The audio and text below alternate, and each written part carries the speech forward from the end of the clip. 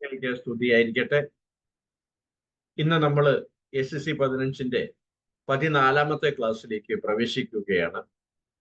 നമ്മുടെ വിഷയം പരിശുദ്ധ കന്യാസ്ത്രീ മറിയത്തിന്റെ, പരിശുദ്ധ മാതാവിന്റെ സംജ്ഞകൾ എന്നുള്ളതാണ്. സംജ്ഞകൾ എന്ന് പറഞ്ഞാൽ മറിയത്തെ നമ്മൾ ഏതൊക്കെ തരത്തിലാണ് വിശേഷിപ്പിക്കുന്നത്, ഏതൊക്കെ തരത്തിലാണ് മറിയത്തെ വിളിച്ചപേക്ഷിക്കുന്നത്, അതിൻ്റെയൊക്കെ ആന്തരാർത്ഥം എന്താണ്? ഇതാണ് നമ്മൾ ഇന്ന് ചുരുക്കത്തിൽ പരിശോധിക്കുന്ന വിഷയം.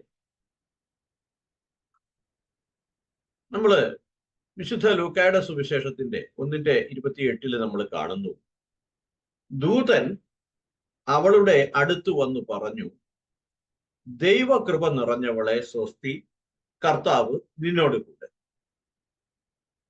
യഥാർത്ഥത്തിൽ ദൈവത്താൽ നിയോഗിക്കപ്പെട്ടവളായ അവൾ ആദ്യമായി വിളിക്കപ്പെടുന്നത് ദൈവകൃപ നിറഞ്ഞവളെ എന്നാണ്. അത് വിളിക്കുന്നത് മാലാഖയാണ്, ദൈവദൂതനാണ്. അതുകൊണ്ട് ദൈവത്താൽ ചാർത്തപ്പെട്ട ഒരു അഭിധാനമായി, സംജ്ഞയായി നമുക്കിതിനെ വിശേഷിപ്പിക്കാം, ദൈവകൃപ നിറഞ്ഞവളെ. ഇതിന് ചില്ലറ ഭാഷാന്തരങ്ങൾ. നന്മ നിറഞ്ഞ മറിയമേ എന്ന് വിളിക്കാറുണ്ട്. ഗ്രാസിയ പ്ലെനെ എന്നതിന്റെ മലയാള വിവർത്തനമാണ് നന്മ നിറഞ്ഞ മറിയം. അപ്പോ ചിലർ പറയാറുണ്ട് നന്മ നിറഞ്ഞ മറിയമേ എന്നല്ല, കൃപ നിറഞ്ഞ മറിയമേ എന്നാണ് വിളിക്കേണ്ടത്. എല്ലാം സാരാംശപരമായി ഒന്നു തന്നെയാണ്. ദൈവകൃപ നിറയാതെ നന്മ നിറയാൻ സാധ്യമല്ല. അതുകൊണ്ട് തന്നെ നന്മ നിറഞ്ഞ മറിയമേ എന്ന് വിളിക്കുമ്പോൾ ദൈവകൃപ നിറഞ്ഞവളെ എന്ന വിളിയിൽ നിന്നുള്ള ഒരു മൂല്യശോഷണവും അവിടെ സംഭവിക്കുന്നില്ല. കൃപ നിറഞ്ഞ മറിയമേ എന്ന് ചിലർ വിളിക്കാറുണ്ട്. ഇതെല്ലാം ഗബ്രിയേലിന്റെ സംബോധനയുമായി ബന്ധപ്പെട്ടാണ് കിടക്കുന്നത്. ഗബ്രിയേൽ ഇപ്രകാരം സംബോധന ചെയ്തത് ദൈവത്തിന്റെ പ്രതിനിധി, ദൂതൻ എന്ന നിലയ്ക്കാകയാൽ ദൈവം ചാർത്തിയ ഒരു തിലകമായി നമുക്ക് ഈ സംജ്ഞയെ വിശേഷിപ്പിക്കാം. വീണ്ടും ഇത് കർത്താവിന്റെ ദാസിയാണ് എന്നാണ് മറിയം പറഞ്ഞത്. സ്വയം വിശേഷിപ്പിച്ചത് കർത്തൃദാസി എന്നാണ്. തീർച്ചയായും എത്രയോ യോഗ്യവും ഉന്നതവുമായ ഒരു അഭിധാനമാണ് അത്, കർത്താവിന്റെ ദാസി. വീണ്ടും അവളുടെ ഇളയമയായ എലിസബത്ത് പറഞ്ഞ വാക്ക്, നീ സ്ത്രീകളിൽ അനുഗ്രഹീതയാണ്. അനുഗ്രഹീതയാണ് എന്നത് ഉദ്ഘോഷിച്ചത് പരിശുദ്ധാത്മാവിനാൽ നിറഞ്ഞ എലിസബത്താണ്. എലിസബത്ത് ഇളയമയാണ് എന്നാണല്ലോ ചരിത്രം. അപ്പോ ചെറുപ്പം തൊട്ട് തന്നെ സ്വാഭാവികമായും മറിയത്തെ അറിയും. അപ്പോ തീർച്ചയായും ഇത്തരത്തിലൊരു ഉൾക്കാഴ്ചയിലേക്ക് അവളെ നയിച്ചത് എന്തായിരിക്കാം? യാതൊരു സംശയവും വേണ്ട, പരിശുദ്ധാത്മാവിന്റെ നിറവ്. സ്ത്രീകളിൽ അനുഗ്രഹീതയാണെന്നും കർത്താവിന്റെ അമ്മയാണെന്നും ഒക്കെ അവളെ കൊണ്ട് പറയിപ്പിച്ചത്, അഥവാ അവൾക്ക് പറയാൻ കഴിവുണ്ടായത്, അവൾ പരിശുദ്ധാത്മ വർഷത്തിന് വിധേയയായപ്പോഴാണ്. അപ്പോൾ സ്ത്രീകളിൽ അനുഗ്രഹീത എന്നുള്ളത് പരിശുദ്ധ മറിയത്തിന്റെ മറ്റൊരു സംജ്ഞയാണ്. എന്റെ കർത്താവിന്റെ അമ്മ എന്റെ അടുക്കൽ വരുവാനുള്ള ഈ ഭാഗ്യം എനിക്ക് എവിടെ നിന്ന് എന്നാണ് അത്ഭുതത്തോടു കൂടി ഇളയമ്മയായ എലിസബത്ത് ചോദിക്കുന്നത്.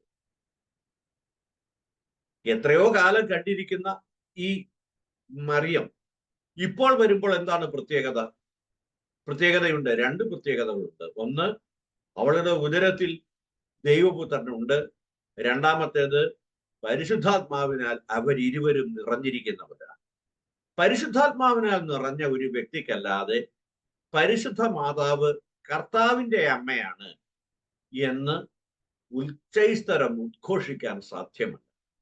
അതുകൊണ്ടാണ് പല വിഭാഗങ്ങളും, വേദനയോടുകൂടെ പറയട്ടെ, പല ക്രൈസ്തവ വിഭാഗങ്ങളും ഈശോയുടെ അമ്മയാണ്, പക്ഷെ കർത്താവിന്റെ അമ്മയല്ല എന്ന് പറയുമ്പോൾ എന്തിന്റെ അഭാവമാണ്, ആരുടെ അഭാവമാണ്, ഏത് അഭിഷേകത്തിന്റെ അഭാവമാണ് അവർക്കുള്ളത് എന്ന് നമുക്ക് എളുപ്പത്തിൽ ബോധ്യമാകാൻ വിശുദ്ധ ലൂക്കായുടെ സുവിശേഷം 1:43 ഒന്ന് ചിന്തിച്ചാൽ മാത്രം.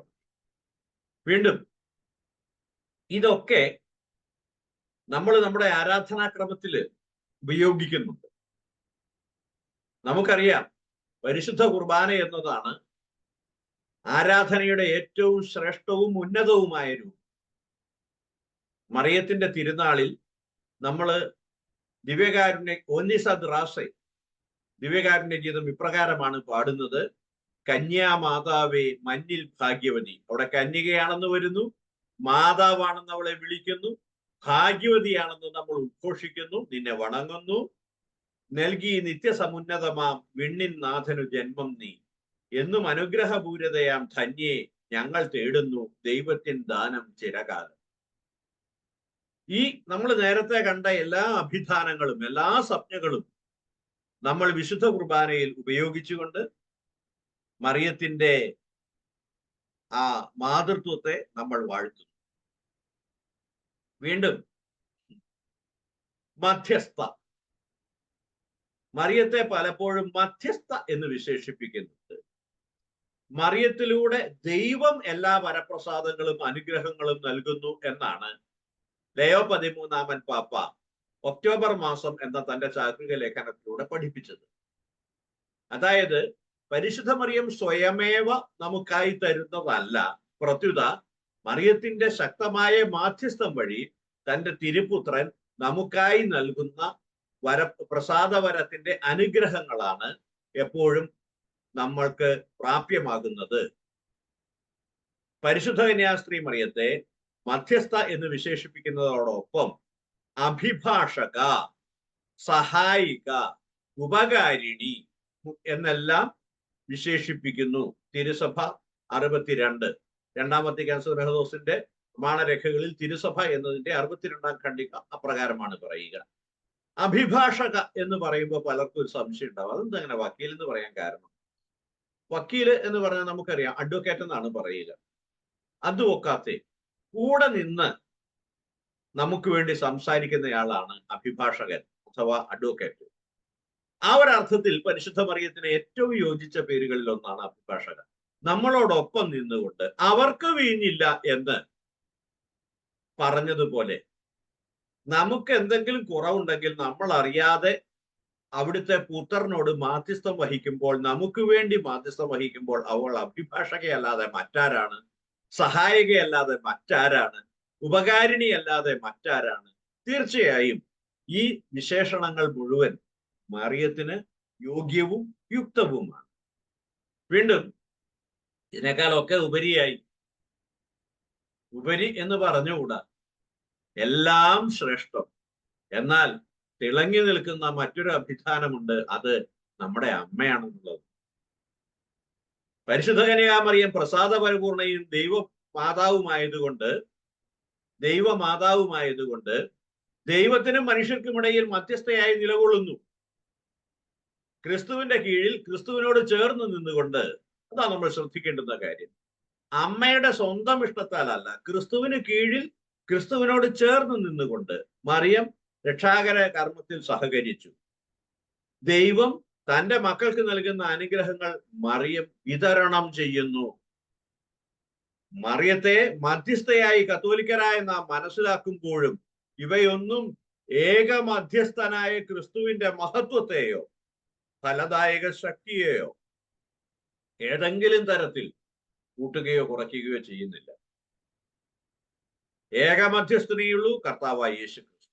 എന്നാൽ ഏകമധ്യസ്ഥനായ യേശുവിനോട് ചേർന്ന് നിന്നുകൊണ്ട് മറിയം ദൈവാനുഗ്രഹം നമുക്കിടയിൽ വിതരണം ചെയ്യുകയും നമുക്ക് വേണ്ടി ദൈവത്തിന്റെ മുമ്പാകെ ഒരിക്കലും തള്ളിക്കളയാത്ത വിധത്തിലുള്ള മാധ്യസ്ഥാപേക്ഷയാൽ നമ്മളെ അനുഗ്രഹിക്കുകയും ചെയ്യുന്നു.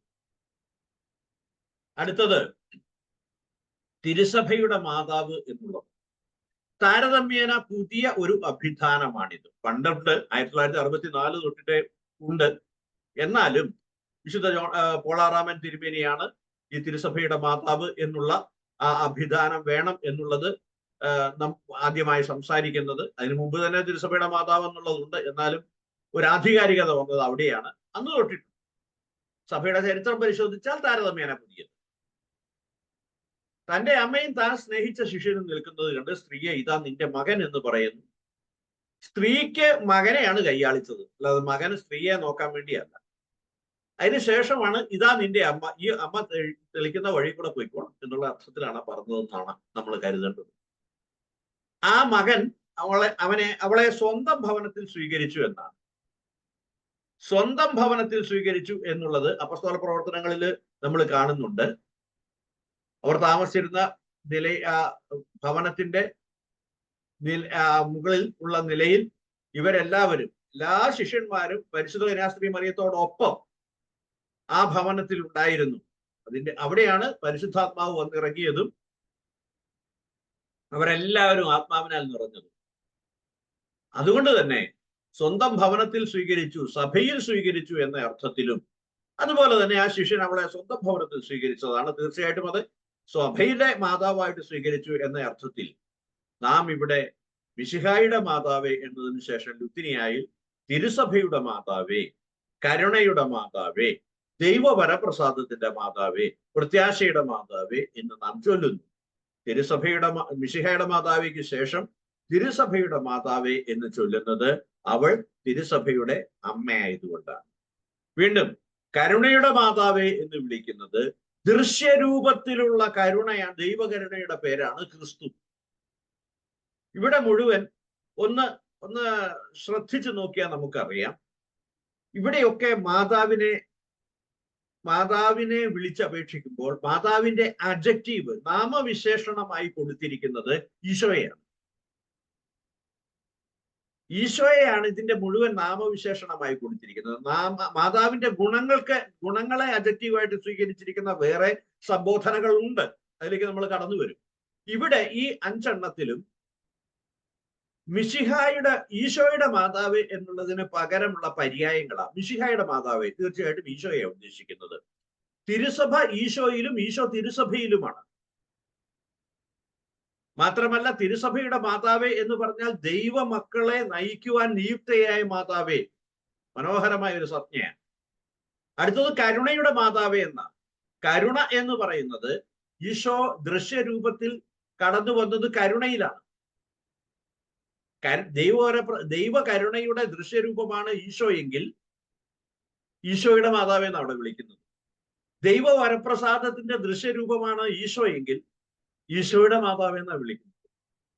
നാം ആരിൽ പ്രത്യാശ വെച്ചിരിക്കുന്നോ അത് ഈശോയിലാണെങ്കിൽ പ്രത്യാശയുടെ മാതാവേ എന്ന് പറയുമ്പോഴും നമ്മൾ പരോക്ഷമായി ഈശോയുടെ മാതാവ് എന്ന് തന്നെയാണ് വിളിക്കുന്നത്. അഥവാ ഈശോയുടെ വിവിധങ്ങളായ ഗുണങ്ങളുടെ പ്രകാശനവും കൂടിയാണ് ഈ ലുത്തിനിയ.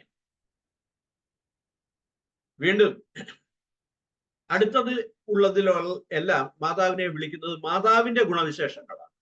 നൈർമല്യം, നമ്മൾ നേരത്തെയുള്ള ക്ലാസ്സിൽ കണ്ടു, നൈർമല്യത്തെക്കാൾ നിർമ്മല, അത്യന്ത വിരക്തിയുള്ള മാതാവേ, ലൗകികമായ എല്ലാ ആഗ്രഹങ്ങളും ആശകളും എല്ലാ വിധത്തിലുള്ള മാനുഷിക ആഗ്രഹങ്ങളിൽ നിന്നും അവൾ സ്വതന്ത്രയായിരുന്നു.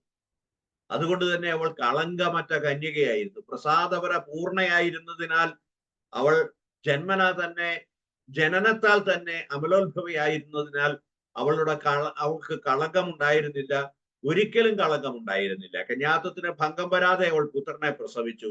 അതുകൊണ്ട് തന്നെ അവൾ ഏറ്റവും സ്നേഹത്തിന് യോഗ്യയായ മാതാവ്. അഭിധാനങ്ങള്, ഇങ്ങനെ സംജ്ഞകള് മുഴുവൻ ഒന്നിനു പുറകെ ഒന്നായിട്ട് ലുത്തിനിയായിൽ നമ്മളിങ്ങനെ ചൊല്ലുമ്പോൾ യഥാർത്ഥത്തിൽ മറിയത്തിന്റെ ജീവിതത്തിലൂടെ, മറിയത്തിന്റെ നമ്മുമായിട്ടുള്ള ബന്ധത്തിലൂടെ, മറിയത്തിന്റെ അത്ഭുതകരമായ വിളിയിലൂടെ നമ്മൾ കടന്നു പോവുകയാണ്. അതുകൊണ്ടാണ് അത്ഭുതത്തിന് വിഷയമായിരിക്കുന്ന മാതാവേ എന്ന് പറയുന്നത്. സീറ്റ് ഓഫ് വിസ്ഡം, ക്ഷമിക്കണം, സതുപദേശത്തിന്റെ മാതാവേ എന്ന് പറയുമ്പോൾ ആരാണ് സതുപദേശത്തിന്റെ മുഴുവൻ ദൃശ്യരൂപം? ഈശോ. സൃഷ്ടാവാരാണ്? ഈശോ. രക്ഷകൻ ആരാണ്? ഈശോ. ഈശോയുടെ മാതാവേ എന്നതിന് പകരമല്ല, അതിന്റെ ആലങ്കാരിക രൂപമായിട്ടാണ് നമ്മൾ ഇത് വിളിക്കുന്നത് എന്നേ മനസ്സിലാക്കേണ്ടു.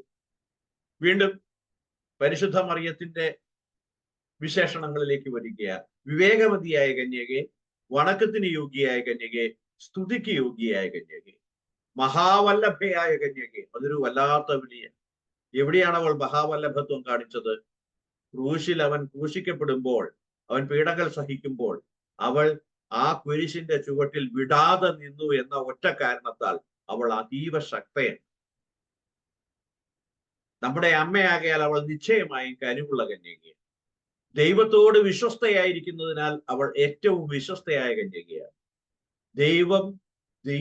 ദൈവത്തിന്റെ നീതിയുടെ കണ്ണാടിയാണ് അവൾ. ദൈവത്തിന്റെ നീതിയുടെ കണ്ണാടി എന്ന നിലയ്ക്ക് നമ്മൾ അവളെ വിളിക്കുന്നു നീതിയുടെ ദർപ്പണമേ. ദിവ്യജ്ഞാനം അവളിൽ ആവസിച്ചിരുന്നതിനാൽ, ദിവ്യജ്ഞാനമായിരിക്കുന്ന യേശു ക്രിസ്തു അവളിൽ ഗർഭം ധരിച്ചതിനാൽ നമ്മൾ ദിവ്യജ്ഞാനത്തിന്റെ സിംഹാസനമേ എന്ന് അവളെ വിളിക്കുന്നു. വീണ്ടും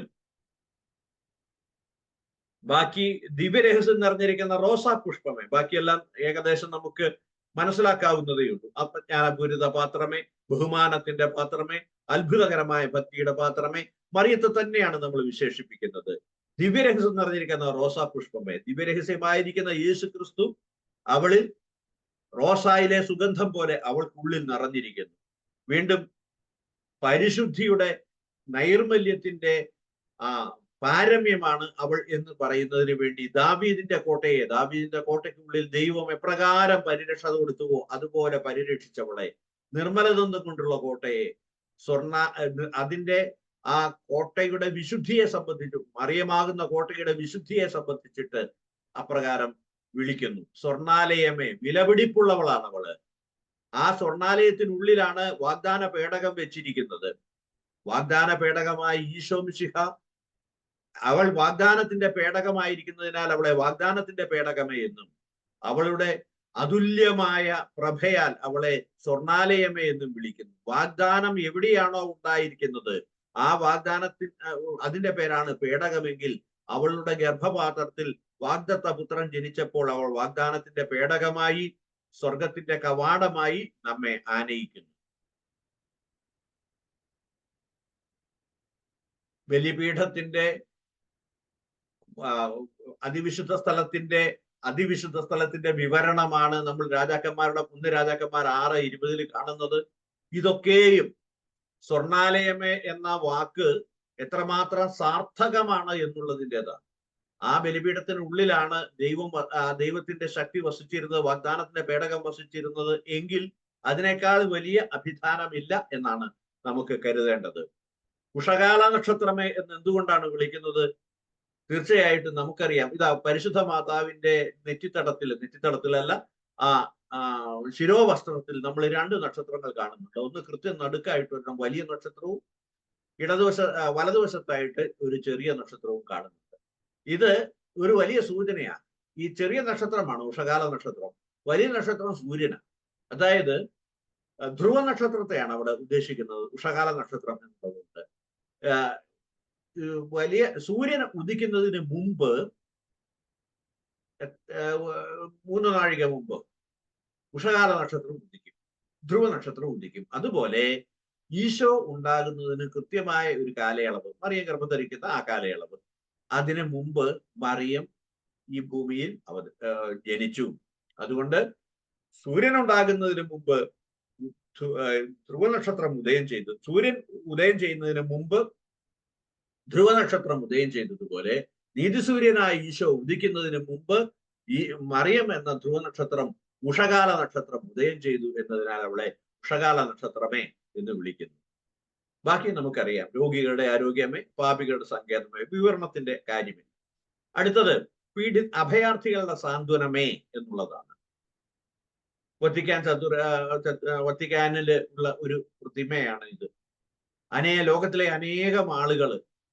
അനേകം ആളുകൾ ഒരുമിച്ച് ഒരു കൂട്ടമായി നിൽക്കുക, വിവിധ ജാതി മതങ്ങളിൽപ്പെട്ടവരെല്ലാം പ്രത്യാശയോടുകൂടെ നോക്കുന്ന ഈ അഭയാർത്ഥികളുടെ സാന്ത്വനമേ എന്ന വിളി സാർത്ഥകമാക്കുമാറുള്ള ഒരു പ്രതിമയാണിത്. പീഡിതരുടെ ആശ്വാസമേ, നിശ്ചയമായും അത് വിവരണത്തിന്റെ ആവശ്യമില്ല. ക്രിസ്ത്യാനികളുടെ സഹായമേ, ഈ ചിത്രത്തിന് തന്നെ ഒരു പ്രത്യേകതയുണ്ട്. ഈ മാതാവിനെ പറയുന്നത് ക്രിസ്ത്യാനികളുടെ സഹായമായ മാതാവ് എന്നാണ്. വിശുദ്ധ ഡോൺ ബോസ്കോ ഈ ചിത്രത്തെ ആണ് കൂടുതൽ പോപ്പുലറൈസ് ചെയ്തതും വണങ്ങിയതുമല്ല. അടുത്തത് അതിമനോഹരമായ ഒരു സംബോധന രീതിയാണ്. ഇത് സൃഷ്ടിയുടെ ആദ്യത്തിന് മുമ്പ് മുതൽ അവസാന കാഹളം മുഴങ്ങി സകലരും ക്രിസ്തുവിങ്കലേക്ക് ക്രിസ്തുവിലേക്ക് ഈ പ്രപഞ്ചം മുഴുവൻ ഉൾച്ചേരുന്ന കാലം വരെയുള്ള വിവിധങ്ങളായ തലങ്ങളുടെ രാജ്ഞി എന്നാണ് വിളിക്കുന്നത്. സകല സൃഷ്ടികൾക്ക് മുമ്പ് മാലാഖമാരെ സൃഷ്ടിച്ചു എന്നാണ് പിതാക്കന്മാര് പറയുന്നത്. അപ്പോൾ ആദ്യം മാലാഖമാരുടെ രാജ്ഞി എന്ന് വിളിക്കുന്നു. മനുഷ്യനെ സൃഷ്ടിക്കുന്നതിന് മുമ്പ് മാലാഖയാണ് സൃഷ്ടിച്ചത്. ഇത് നമ്മള് ഈ ജപമാലയിൽ നമ്മൾ ഏറ്റവും അവസാനത്തെ പ്രണാമജപത്തിൽ നമ്മൾ ഉറപ്പിച്ച് പറയുന്നുണ്ട്, ആദിയിലേക്ക് നിശ്ചയിച്ചുവല്ലോ എന്നൊരു വാക്ക്.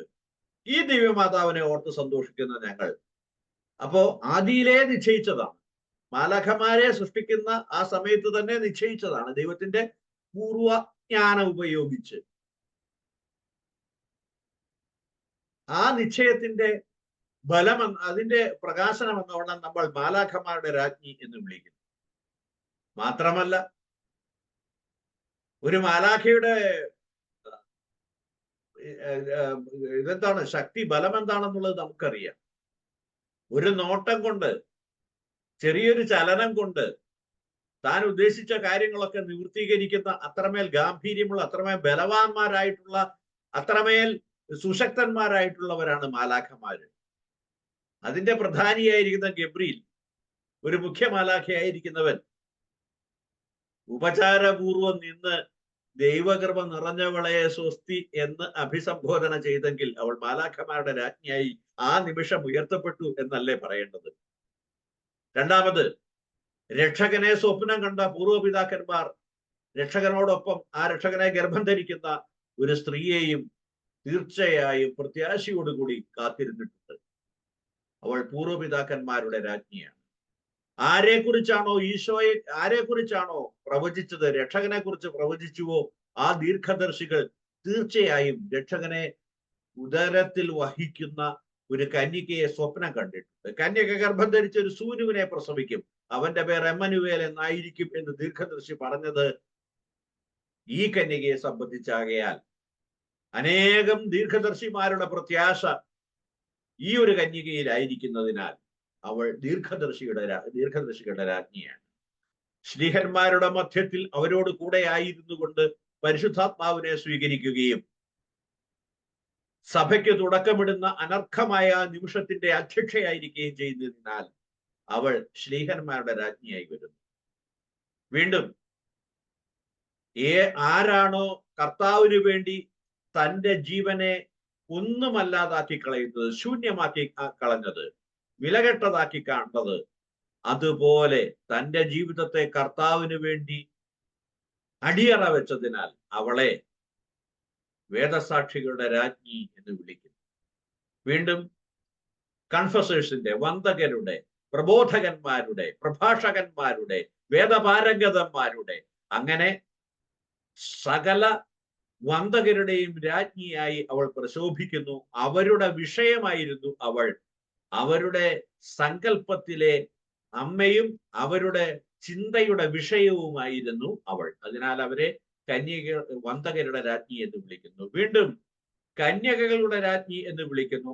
ആരൊക്കെയാണോ അവളെ അനുകരിക്കാൻ വേണ്ടി എല്ലാത്തിലും ഉപരിയായി ദൈവത്തെ സ്നേഹിക്കുകയും ഇത് കർത്താവിന്റെ ദാസിയാണ് എന്ന് വ്രതത്തോടു കൂടിയുള്ള പ്രതിജ്ഞ എടുക്കുകയും ചെയ്തത്, അവരൊക്കെ മറിയത്തെ മോഡലായി, അനുകരണീയയായി സ്വീകരിക്കുന്നതിനാൽ അവളെ കന്യകകളുടെ രാജ്ഞി എന്ന് വിളിക്കുന്നു.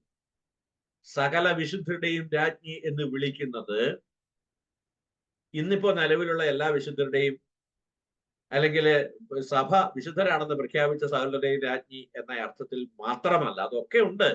അതിനും അപ്പുറത്തേക്ക് ആകാശവും ഭൂമിയും സൃഷ്ടിച്ചവൻ വാനമേഘങ്ങളിൽ വന്ന് തന്നോടുകൂടി ആയിരിക്കുന്നവരെ ശേഖരിക്കുന്ന നിമിഷത്തിൽ തന്നോടുകൂടി നിത്യമായി ആയിരിക്കുന്നവരുടെ രാജ്ഞിയായി അവൾ പരിലസിക്കും. കൃത്യമായി പറഞ്ഞാൽ സഭയുടെ ആദ്യാംഗവും സഭയെ നയിക്കുന്നവളും സഭ ഉറ്റുനോക്കുന്നവളുമായ നമ്മുടെ പരിശുദ്ധ രാജ്ഞിയുടെ ചുറ്റും തിരുസഭ വിജയശ്രീലാളിതയായി വിരാജിക്കും എന്ന വിശ്വാസത്തിൽ നമ്മൾ ഉറച്ചു പ്രാർത്ഥിക്കുന്നു. സകല വിശുദ്ധരുടെയും രാജ്ഞി എന്ന്. പരിശുദ്ധ ജപമാലയുടെ രാജ്ഞി എന്നതിന് ശേഷം കുടുംബങ്ങളുടെ രാജ്ഞി, സമാധാനത്തിന്റെ രാജ്ഞി എന്ന് തുടരുന്നു എന്ന ഒരു ഒരു പുതിയ അഭിസംബോധന ഫ്രാൻസിസ് പാപ്പ നമുക്കായി തന്നിരിക്കുന്നു. എല്ലാ കുടുംബങ്ങളും ദൈവോന്മുഖമായി സഞ്ചരിക്കേണ്ടതാണെന്നും നസറേത്തിലെ തിരുക്കുടുംബം പോലെ ഈശോയെ വളർത്തുവാനും ഈശോയെ പ്രകാശിപ്പിക്കുവാനുമുള്ള കടമ ഓരോ കുടുംബത്തിനുമുണ്ട് എന്ന ബോധ്യത്തിൽ നിന്ന് അദ്ദേഹം പറയുന്നു, കുടുംബങ്ങളുടെ രാജ്ഞി എന്ന് വിളിക്കണം. അടുത്തത്, മറിയം സഹരക്ഷകയാണോ? സഹരക്ഷകെ എന്ന് വിളിക്കാറുണ്ടോ? ഇതൊരു തർക്കത്തിനിട നൽകുന്നതായതുകൊണ്ട് ഏറ്റവും അവസാനം പറയുക. മറിയം സഹരക്ഷകയാണ് എന്ന് പറയുന്ന കുറെ പേരെങ്കിലും ഉണ്ട്. ദോഷം പറയരുതല്ലോ, അതിൽ വിശുദ്ധർ പോലുമുണ്ട്. നല്ല പാട്ടൊക്കെ ഉണ്ട്, എനിക്ക് പാടാനറിയില്ല, എന്നാലും അമ്മേ അമ്മേ സഹരക്ഷകയാം അമ്മേ എന്നൊക്കെ പറഞ്ഞിട്ടുള്ള പാട്ടൊക്കെ ഉണ്ട്. മറിയത്തെ എന്തുകൊണ്ടാണ് സഹരക്ഷക എന്ന് വിളിക്കുന്നത്? രക്ഷകനായ ക്രിസ്തുവിന് ജന്മം നൽകിയവൾ എന്ന അർത്ഥത്തിലും ക്രിസ്തു നേടിയ രക്ഷയുടെ ഫലങ്ങൾ മറിയം നൽകുന്നതിനാലുമാണ് മറിയത്തെ സഹരക്ഷക എന്ന് വിശേഷിപ്പിക്കുന്നത്. എന്താ അതിന്റെ തെറ്റ്? രക്ഷാകർമ്മത്തിലുള്ള മറിയത്തിന്റെ സ്ഥാനം ഈശോയുടെ തുല്യമോ സമാന്തരമോ അല്ല, താഴെയാണ്. നമ്മൾ നേരത്തെ കണ്ടു, അത് തന്നെയാണ് ഇവിടെയും പറയുന്നത്. മറിയം വിശ്വാസ സമർപ്പണത്തിലൂടെ ദൈവിക രക്ഷാകർമ്മത്തിന് പ്രത്യുത്തരം നൽകി. ഇതാണ് അനുകൂലവാദങ്ങൾ. പ്രത്യക്ഷേണ ശരിയെന്ന് തോന്നുന്ന വാദങ്ങളാണ്, യുക്തിഭദ്രമാണ് താൻ. ഇനി നമുക്ക് അതിന്റെ ബാക്കിയുള്ള കാര്യങ്ങളിലേക്ക് കടക്കാം.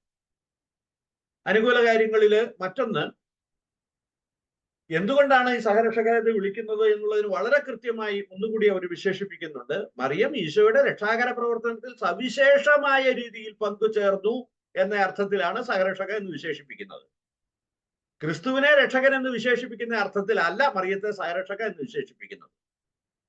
പിന്നെന്താ കുഴപ്പമിരിക്കുന്നത്? ദൈവപുത്രനായ ഈശോയാണ് മനുഷ്യവർഗത്തിന്റെ ഏകരക്ഷകൻ. മറിയം രക്ഷ പ്രാപിച്ചവരുടെ സമൂഹത്തിലെ ആദ്യ ഫലമാണ്. ക്രിസ്തീയ പൂർണ്ണതയുടെ കേന്ദ്രബിന്ദുവാണ്, ക്രിസ്ത്യാനികളിലെ പ്രഥമ സ്ഥാനീയയാണ്. ഇതൊക്കെയാണ് മറിയത്തെ സംബന്ധിച്ചിടത്തോളം അഭിധാനം. ആ നിലയ്ക്ക് നോക്കുമ്പോൾ സഹരക്ഷക എന്നത് ഒരു അനുകൂല, അങ്ങനെ പറയുന്ന എന്താ തകരാറ് എന്ന് നമുക്ക് തോന്നാം. ശരിയാണ് താൻ. എന്നാൽ മറിയം സഹരക്ഷകയാണോ എന്നത് രണ്ടാം വത്തിക്കാൻ സുനഹദോസ് ചർച്ചയ്ക്കെടുത്തു. രണ്ടാം വത്തിക്കാൻ സുനഹദോസ് ചർച്ചയ്ക്കെടുത്തപ്പോൾ ഉണ്ടായത് എന്താണ് ചോദിച്ചാൽ, മറിയത്തിന് അഭിഭാഷക നേരത്തെ കണ്ടു, സഹായക, ഉപകാരിണി, മധ്യസ്ഥ എന്നീ പല സംജ്ഞകളും നൽകുന്നുണ്ടെങ്കിലും സഹരക്ഷക എന്ന് വിശേഷിപ്പിക്കുന്നില്ല. കൗൺസിലിന് മുമ്പ് മറിയം സഹരക്ഷകയാണെന്ന് പ്രഖ്യാപിക്കണമെന്ന അഭ്യർത്ഥന സഭാതലങ്ങളിൽ ഉണ്ടായെങ്കിലും കൗൺസിൽ ഈ വിഷയം ചർച്ചയ്ക്കെടുത്തില്ല. അങ്ങനെ ഒരു വാക്കിൽ മറിയത്തെ വിശേഷിപ്പിക്കേണ്ട എന്നത് തീരുമാനമായി വന്നില്ലെങ്കിലും അങ്ങനെ വിശേഷിപ്പിക്കണമോ എന്ന കാര്യത്തിൽ ഒന്നും പറഞ്ഞില്ല, അത് മാറ്റിവെച്ചു. ഇനി നമുക്ക് പ്രതികൂല വാദങ്ങൾ ഉണ്ടെങ്കിൽ അത് ആരുടേതാണ് എന്നുള്ളത്. മറിയത്തെ സഹരക്ഷക എന്ന് വിളിക്കുന്നത് വിഡ്ഢിത്തമാണ് എന്ന് പറഞ്ഞത് വേദപാരംഗതന്മാരിലെ അഗ്രഗണ്യനായ വിശുദ്ധ തോമസ് അക്വീനാസ് ആണ്. അദ്ദേഹം പറഞ്ഞു, സഹരക്ഷക എന്ന് പറഞ്ഞ പദം തന്നെ തെറ്റിദ്ധരിപ്പിക്കുന്നതാ. കാരണം രക്ഷകൻ ഒരുത്തനേ ഉള്ളൂ, അതിനകത്ത് സഹ വേണ്ട. അത് കത്തോലിക്ക സിദ്ധാന്തമല്ല. വീണ്ടെടുപ്പിന്റെ കാര്യത്തിൽ മറിയം യേശുവിന് തുല്യമാണെന്ന് സൂചിപ്പിക്കാൻ സാധ്യതയുണ്ട്. പക്ഷേ ക്രിസ്തുവിന്റെ അതുല്യമായ മധ്യസ്ഥതയ്ക്ക് കീഴിൽ, സഹ അല്ല, കീഴിലുള്ള രക്ഷകയാണ്, ഒരു ദ്വിതീയ മധ്യസ്ഥയാണ്. മറിയം വഴി വിതരണം ചെയ്യുന്നു ദൈവോര പ്രസാദം. നമ്മൾ അതൊക്കെ കണ്ടത്. അങ്ങനെ ഉള്ള മറിയത്തിന്റെ പങ്ക് ഊന്നി പറയുന്നതോടൊപ്പം അദ്ദേഹം പറഞ്ഞു, മറിയത്തെ സഹരക്ഷക എന്ന് വിളിക്കാൻ സാധ്യം.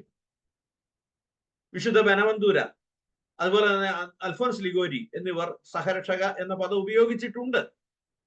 പക്ഷേ ഇന്നും അത് വേണോ വേണ്ടയോ എന്നുള്ള വാദം ദൈവശാസ്ത്രജ്ഞന്മാരുടെ ഇടയിൽ അവിരാമം തുടർന്നുകൊണ്ടേയിരിക്കും.